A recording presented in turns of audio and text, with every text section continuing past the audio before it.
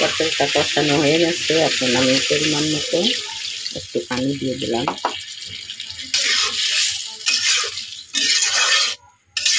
ঝিঙ্গা তরকারি একটু ঝোল ঝোলই ভালো লাগে।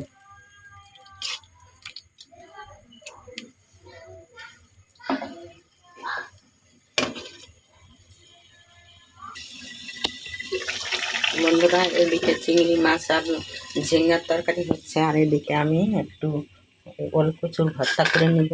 দেখেন 2 পিস ওলকচু আমি ভাতে সিদ্ধ দিয়েছিলাম। এখন আমি এই ভর্তাটা করব। আগে একটু সর্ষা বেটে নিচ্ছি পাটার উপরে, যে সর্ষা বাটার ভিতরে এখন দিলাম হলো এই শুকনো মরিচ আর পেঁয়াজ। এখন আমি এই ভর্তাটা ভালোভাবে ডলে করে নেব পাটার উপরে।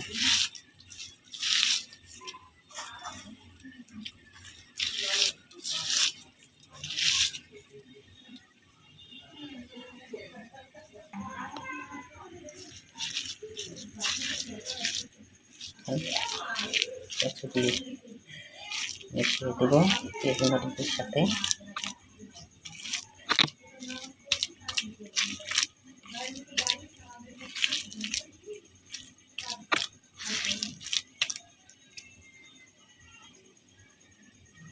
বন্ধুরা, এখন দেব একটু সরিষার তেল।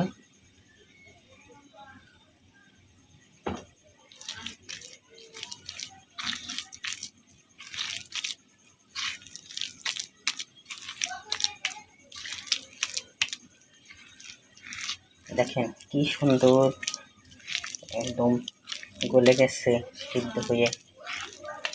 কচুগুলি অনেক সুন্দর, খেতে অনেক মজা। আপনারা এইভাবে ওলকচু ভর্তা করে খাবেন, দেখবেন অনেক স্বাদ।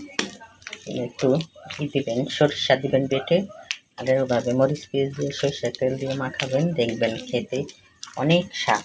মনে হয় মাছ গোছ ধুয়ে দিয়ে ভাত খাই।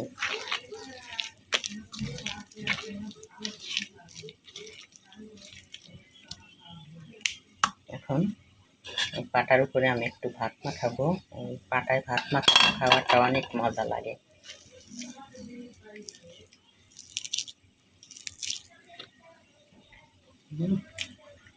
সেই স্বাদ, অনেক মজা।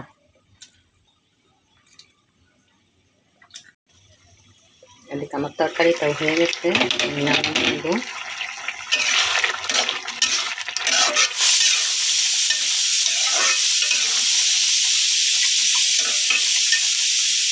হয়ে গেছে তরকারিটা, এখন নামাই নেব।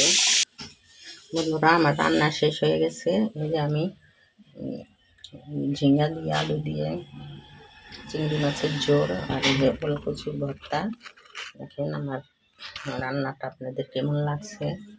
যদি আমার ভিডিওটি আপনাদের ভালো লাগে তাহলে আপনারা আমাকে লাইক কমেন্ট শেয়ার করে দিবেন, আর আমার চ্যানেলটি সাবস্ক্রাইব করে দিবেন, আর বেশি বেশি করে লাইক করবেন। আল্লাহ হাফেজ।